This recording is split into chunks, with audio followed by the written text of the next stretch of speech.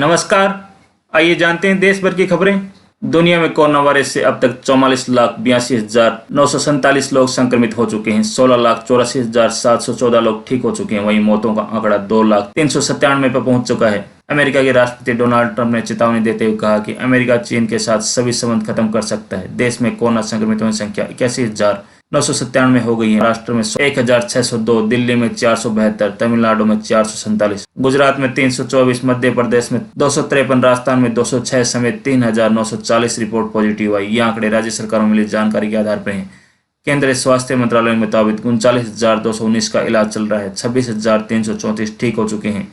Corona की वजह से विदेशों में फंसे भारतीयों को वंदे भारत मिशन के जरिए वापस ला रही है, लेकिन 2 देशों के नियम लागू होने की वजह से अमेरिका में फंसे कई भारतीयों को दिक्कत हो रही है। H-1B वीजा पर अमेरिका गए कई लोगों को इसमें शामिल है। अमेरिका में रह रहे ऐसे भारतीय जिनकी नौकरी चली गई, उन्हें 60 दिन में अमेरिका छोड़ना हुआ, लेकिन उनके बच्चों को बाहर जाने की इजाजत नहीं मिल रही क्योंकि उनका जन्म अमेरिका में हुआ है। देश में सबसे बड़े सरकारी बैंक भारतीय स्टेट बैंक SBI ने फिक्स डिपॉजिट पर मिलने वाले ब्याज में कमी कर दी गई है। 2 करोड़ रुपए से कम फिक्स डिपॉजिट पर SBI की नई दरें मई 2020 से लागू हो गई हैं। 3 साल की अवधि के खुदरा टर्म डिपॉजिट पे अब 20 आधार कम अंक ब्याज मिलेगा। वहीं 3 से 10 साल तक की FD पर कोई बदलाव नहीं किया गया है। शोधकर्ताओं ने कोरोना मरीजों का इलाज हार्ट सेल थेरेपी से करने की तैयारी कर रहे हैं। इस थेरेपी में लैब में विकसित हार्ट कोशिकाओं को मरीज के शरीर में इंजेक्ट किया जाता है।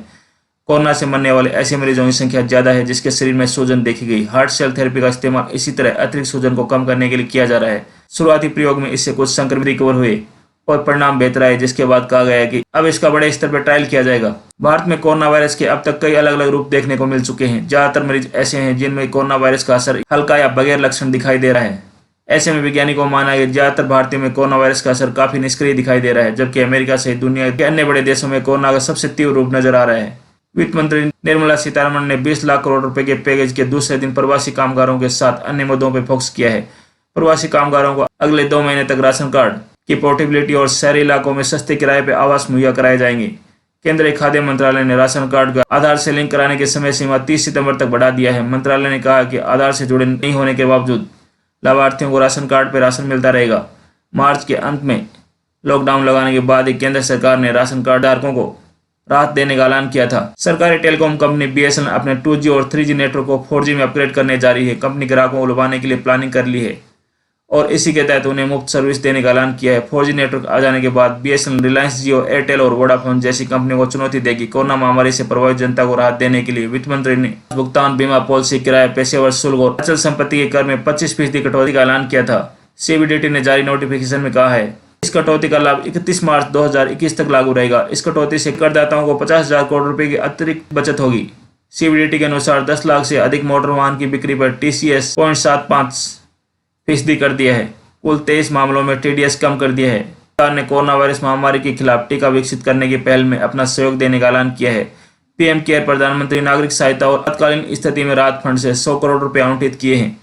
जैव प्रौद्योगिकी विभाग के अनुसार शैक्षणिक संस्थानों, उद्योग और स्टार्टअप के तहत भारत में 25 टीकों के विकास पे काम चल रहा है। आवंटित राशि का उपयोग प्रधान वैज्ञानिक सलाहकार के विजय राघवन की देखरेख में किया जाएगा, लेकिन निश्चित रूप से सहायता पूरी तरह से स्वदेशी टीका बनाने वाले उम्मीदवार को दी जाएगी। महाराष्ट्र में कोरोना संक्रमण के मामले तेजी से बढ़ रहे हैं। देश में 1/3 मरीज अकेले इस प्रदेश में हैं, जो देश के अन्य राज्यों के मुकाबले अधिक हैं। इसको देखते हुए महाराष्ट्र सरकार मुंबई महानगर क्षेत्र में लॉकडाउन को 31 मई तक बढ़ाने का विचार कर रही है। मौसम पूर्वानुमान की बात करें तो दिल्ली, NCR समेत उत्तर भारत के कई इलाकों में आज धूल भरी आंधी आने की आशंका है। इस दौरान करीब 70 किलोमीटर प्रति घंटा की गति से हवाएं चलेंगी, की बारिश भी हो सकती है। मौसम विभाग के अनुसार ऑरेंज अलर्ट जारी किया है। मौसम विभाग के मुताबिक इस वक्त उत्तर भारत में पश्चिमी विक्षोभ अभी भी सक्रिय है। इसका असर पर्वतीय इलाकों जम्मू कश्मीर, हिमाचल प्रदेश, उत्तराखंड के साथ पंजाब, हरियाणा, उत्तरी राजस्थान व पश्चिमी उत्तर प्रदेश में बना हुआ है। इसे देखते हुए मौसम विभाग ने ऑरेंज अलर्ट जारी किया है, जिसमें मौसम खराब होने की चेतावनी दी गई है। इस दौरान लोगों से बाहर निकलने पर सावधानी बरतने को कहा गया है। धन्यवाद।